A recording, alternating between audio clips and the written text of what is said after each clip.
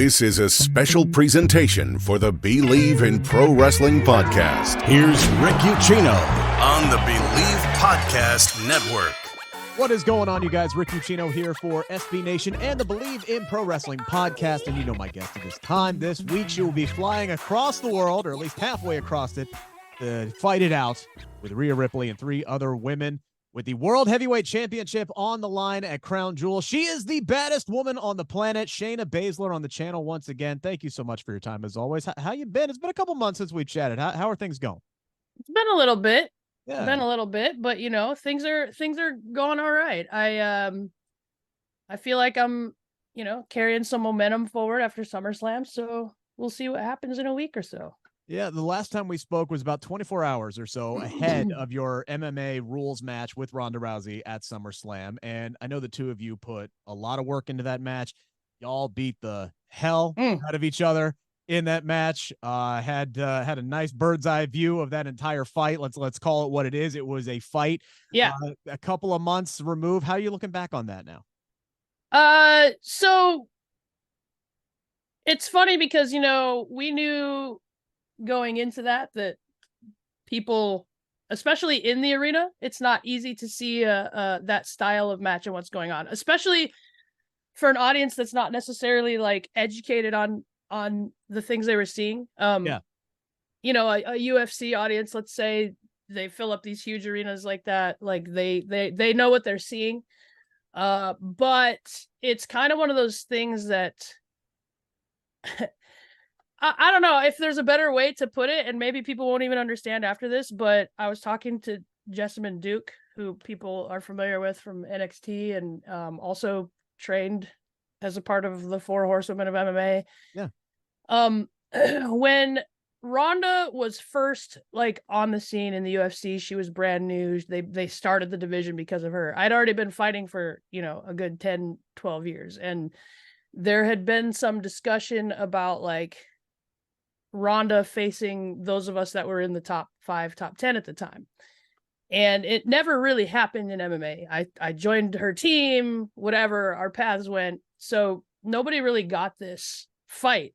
People that were fans, deep cut type stuff. You had to be a hardcore fan because nobody was really following women's MMA that deeply just yet. And I remember Jessamyn texting me and she was like, this was like watching a retired Ali versus a Mike Tyson. This is a fight that people that were fans of the sport always wanted to see, and you gave that to people. People don't understand what Jessamyn had just started. She was fighting on undercards when I was on main and co-main event on Invicta, so she was just coming on the scene as me and Ronda were rocking and rolling at the time before we all met each other. So for her, she was talking about as a fan, what a cool thing it was to see, to see this sort of dream MMA match that never happened to happen. Yeah. And like I said, we knew there'd be a lot of people that didn't really understand what they were watching, but I had plenty of friends from my past, from the fight world, that messaged me and they were like, that's the coolest wrestling match I've ever seen.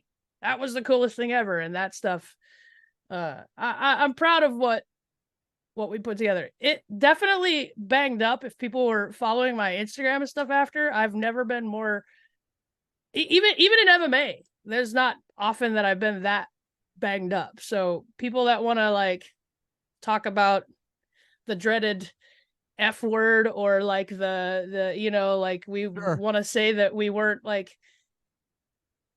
hitting each other hard or something, legitimately the most messed up I've been in years. I was gonna ask because we all saw you 2 nights later on Monday Night Raw. Yeah. And you came out. Now you're coming out there. You have been labeled the new baddest woman on the planet after you beat Ronda Rousey at SummerSlam. And then you go out there and you do a 12-minute match with Zoey Stark. You're talking about cast on my head and my elbow in a brace. The eye, I couldn't get past my eye was swollen shut. Yeah. You talk about how banged up you were, but was it important still for you to go out there after that fight 2 nights later and do another match there on Monday Night Raw? So when medical came to talk to me about, possibly having a match that night, they obviously what they say goes. Firstly, like if they are not going to let me, I'm not going to talk them out of it, but they kind of gave me some leeway to be like, how do you feel though? Do you feel like you want to do this? And I was like, I absolutely need to get out there and show people. I think the baddest or whatever, it's not even just enough to beat Ronda in a match like that. Like I have to also show that I can carry this immediately after that. I think it was just important for people to see, like, not only did I take my licks and still end up on top, but I'm still going to come out here and not at my best still beat people up. So it was I don't know. I don't know if I can verbalize it well why, but it was very important to me to like show the world I'm all banged up and look like this, but I'm still gonna come out here and beat you up and be confident about doing it. So Now, how long was it until like the eye like normalized? Oh man, so the color went away. I want to say like a week or two. Like I think a week later, I still did like a backstage thing, and I had some color. The color went away pretty quick, like a couple weeks, but I still had like some tenderness that wasn't visible. I remember getting my makeup done in the makeup chair and I'd be like, ow, you know what I mean? Like for a while, it was strange. And my broken thumb, like still kind of aches. I paint like Warhammer 40K miniatures and I'll be painting and I'll have to take breaks because my thumb that I broke like a bone in here. So it wasn't like I broke my thumb.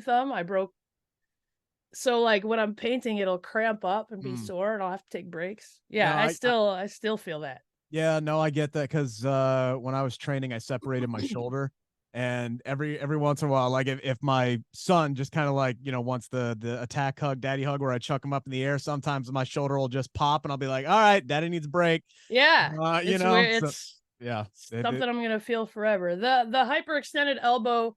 I mean, that's a thing I think that everybody that does submission grappling experiences at some point or another, so that's a little more familiar to me, but this thumb has been annoying, I'm not gonna lie. But it's always the little ones. It's yeah, the little ones and the little naggy ones where you just can't even do like the normal everyday stuff, like snapping. Sometimes I'll be snapping at the dog or something and I'll feel it. I'll be, ow, what the, oh god, Rhonda! And then you're mad at the dog because the dog made you snap, and then exactly. Yeah. Now I know there were a lot of people who were I don't want to say confused, but like they were wondering what the MMA rules match would look like. I mean, like even leading up to like the day before. Now, I was one of them. We talked about this. I was very curious to see what the marriage was going to look like between MMA and WWE. And I thought I loved it. I especially love the physicality of it. Personally, I would have loved to have seen it in a cage. I just felt like that was like the one missing element of it, but that's my personal preference. If there's another iteration of this match down the line, is there anything that you would like to see done differently? Yeah, I mean, I think a thing that would have helped us regardless, you could say adding the cage. I had really wanted there to be rounds, but I think with the Heritage Cup stuff going on with NXT, they didn't want to confuse the two rule sets, which I can kind of understand. The kind of argument made about the cage was the logistics of being in the stadium. I was wondering like about that. It wasn't just a regular arena where they could have it there and lower it. So there was some discussion about that. But I think the thing that would have really helped us is the television audience got to hear the ref kind of explaining the rules at the beginning when we were doing the face-off.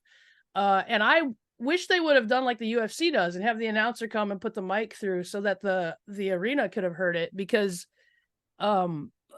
I think that maybe the crowd not understanding, like, all right, there's no whatever he said, like I don't even remember how he worded it, but just the fact that just explaining a little bit more, like there's 10 counts, and people that want to argue like UFC rules doesn't necessarily mean MMA rules, right? So I come from a time in MMA where we'd show up to the event and be like, all right, do you want knees on the ground? Do you want to allow elbows? What's the rule on this? Are we going to allow this? And we'd kind of come up with a rule set then.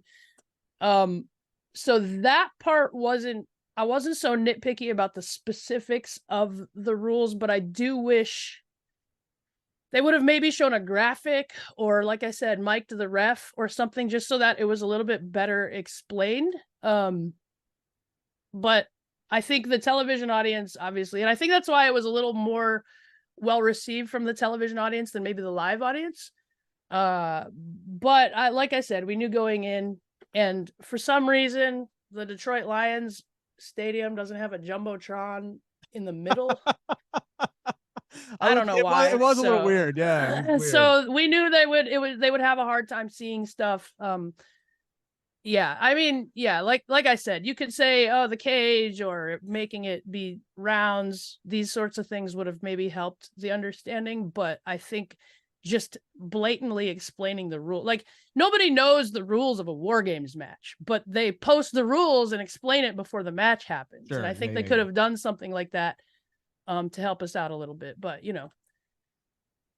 I get you. It wouldn't have changed what happened, you know? Sure, for sure. And like I said, again, I loved it. I thought you guys killed it. I thought it was great that Triple H gave you guys a nice shout out in the post-media scrum after the show as well. And again, you come out 2 nights later and you're wrestling Zoey Stark. She's also somebody that you wrestled again a couple weeks later, and you've now teamed with her. She is someone that has seemingly caught the attention of a lot of folks in WWE. I've spoken to a few people who genuinely enjoy working with her. Can I add you to that list? Yeah, I mean, as much as, you know, ultimately we all want to win every match we're in, but all of us have a little bit of crazy in us that like these like sorts of matchups, right? That are where you kind of beat the snot out of each other. And I think Zoe's one of those people that if we put us in a ring, we're gonna beat the snot out of each other. Yeah. She's got a cool style. She's interesting because she's got a very exciting ring style. She does a lot of cool, you know, springboardy, flippy do stuff, but she also can kick your head off. So she's a little badass, yeah. Yeah. So I think it's she's got a lot of.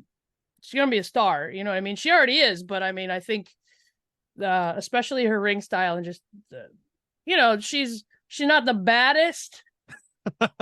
But obviously she's pretty badass. So yeah, and she's going to be one of the 5 competitors, Crown Jewel for the World Heavyweight Championship. This is I mean, honestly, the 5 total badasses like in this match. This is a dynamic with the 5 of you. This is going to be chaotic. I can't imagine what it's going to be like in that kind of scrum. And it's going to be maybe another one of these matches where I come out all banged up, because like you said, this isn't just like 5 girls in the division doing this. I think like even singly, so you have Rhea, a very dominant champion, obviously strong, beats the crap out of people. I think you put her in a singles match with any of the other 4 of us, and each of us is a threat. I don't think you can overlook any of us. And now you put us all in the same match at the same time. It's gonna be crazy. Yeah. Yeah. Right.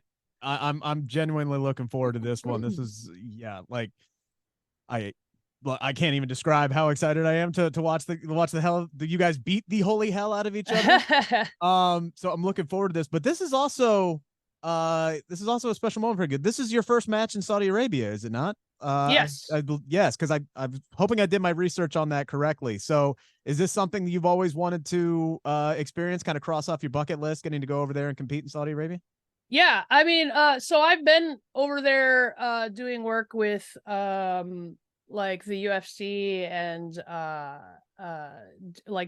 grappling and whatnot. We kind of toured the military bases over there, but that was alongside the military and kind of working with them. So it's a little bit different. And for people that don't know, like, you know, like if I'm going to like a US military base, even in the Middle East, it's like a little tiny piece of the US in there. You don't get to experience like the actual culture of the country that you're in or whatever. So I think it's going to be cool to go over there. I love travel. I love experiencing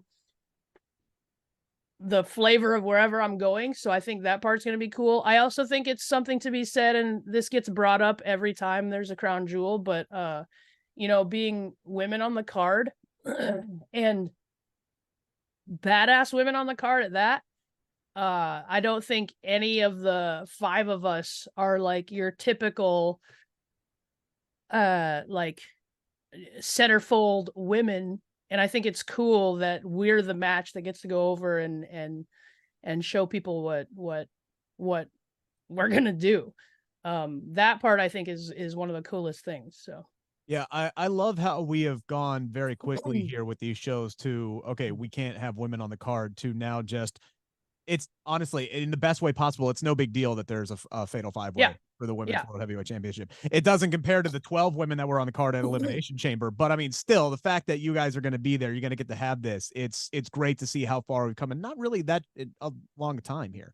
Yeah, I think it's if you look, like you said, at the first one where there were no women on the card, to the progress that's been made just on the WWE cards leading up, you can see that there are some, I guess, I don't know, walls being broken down and progress being made. These things don't come, it's not like we're gonna show up and then the whole world's gonna change. That's not how a change happens realistically. It's gonna be these like little examples of one small step forward at a time. And I think when you look back is how you see how far you've come. So now, you mentioned you love traveling. I actually had this written down because one of the things that I've noticed with pro wrestling, right, is it can take you to some crazy, strange places. What's like the coolest experience you've had traveling that wrestling has taken you to? Is there something that jumps out to you?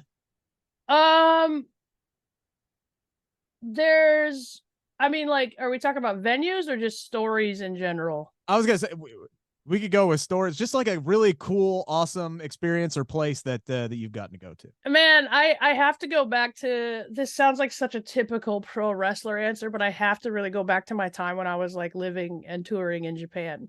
Okay. That was like, I've heard this a lot. Yeah. Yeah, I that's what I mean. Like, you're gonna hear a lot of wrestlers say that, but I think especially for me, so like when you start pro wrestling, obviously you dream of, there's every single wrestler will like dream of their WrestleMania moment and they want to be like the cool guy, right? Like I wanted to jump off the top rope and do the cool.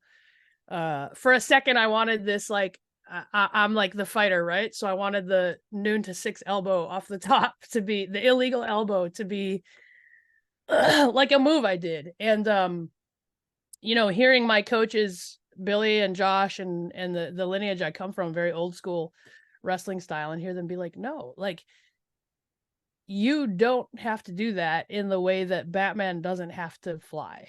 Like, could he come up with some technology where he could fly around just like Superman? For sure. He's Bruce Wayne, but like, he doesn't have to. He's badass enough without it. And so like, I wanted, but come on, man. And I think going to Japan and experiencing a crowd that understands that style, but also the crowd in Japan is like different than in the States. They're quiet a lot of times. And I went over there to fight MMA in 2006, and it's the same way. They're the same way, where like they're quiet until the parts where like something happens, then they cheer. And I think getting comfortable with a crowd being quiet and understanding quiet, like obviously the chanting and the cheering is cool, but quiet is almost just as good. It's the murmuring where they're like leaning over, talking to their friend and on their phone that you don't want. And I think learning this, that when I'm doing my stuff and people are silent because they're going, oh no. Yeah. And they're kind of watching between their fingers, that like changed everything for me. On top of the fact that like, what goes on in Japan stays in Japan. Like there's just some experiences living over there as a foreigner pro wrestler that it's just a fun time, and the friendships and I just, that was my favorite time It was before I got signed, and I remember being like, you know what, if I never get signed, like, this is pretty cool. I remember having that moment in a hot tub in Japan. So it was a fun time. Good stuff. Good stuff. I believe I'm short on my time here. So one quick question, and we have reached the low-hanging fruit portion of the interview. Okay. Because look, you look across the landscape of the WWE women's division, and the present is fantastic. The future is bright. I think the last 3 weeks we've had 14, 15, 16 different women just appear on the show on Monday Night Raw, which as a women's wrestling stan, I'm like, hell yes, let's keep it going. I'd be remiss though if I didn't ask about the newest jewel in WWE's crown in Jade Cargill. She is somebody that is being presented as the absolute attraction and the star that she is. How do you feel about her coming over, being now a part of WWE, and are you excited to get to work with her one day? Yeah, I mean, anytime someone comes over and they have limbs to tear off and necks to twist around, I'm excited about. Obviously, she's got a huge following. She looks like a star. You can't argue the presence she has. I mean, her thing right now is getting out of cars and walking into the arena, and she always has a camera on her doing that. So you can't argue. And I say that someone's going to clip that and like take it as me being salty. That's not what I mean. I mean, she has yet to really like do something, and she's bringing this much attention, which goes to show like when she imagine the attention when she's ready to get in there. Now, that being said, I think, you talk about our women's division, especially now, I think we have the best women's division in wrestling, talent wise. And so I think she's going to learn that. And she obviously is someone that carries herself with a lot of confidence, and I think she'll have to learn that the hard way, but it all comes out in the wash, especially when you're in the ring. You can't fake the funk when you're in there. So we'll see how it comes out, but I'm excited for the audience that she brings for sure. That none of us should complain about that. She's bringing eyes. So let's put some eyes on what happens when I grab a hold of a limb of Jade Cargill. And there's a lot of limb there for you. A lot of limb, yeah. There's a lot of limb for you to grab for sure. I'm looking forward to that. I'm looking forward to Crown Jewel. Saturday, as you challenge Rhea Ripley and 3 other ladies for the World Heavyweight Championship. It's going to be chaotic. I'm going to love every second of it. Good luck. I am too. I appreciate your time. Thank you. Thanks.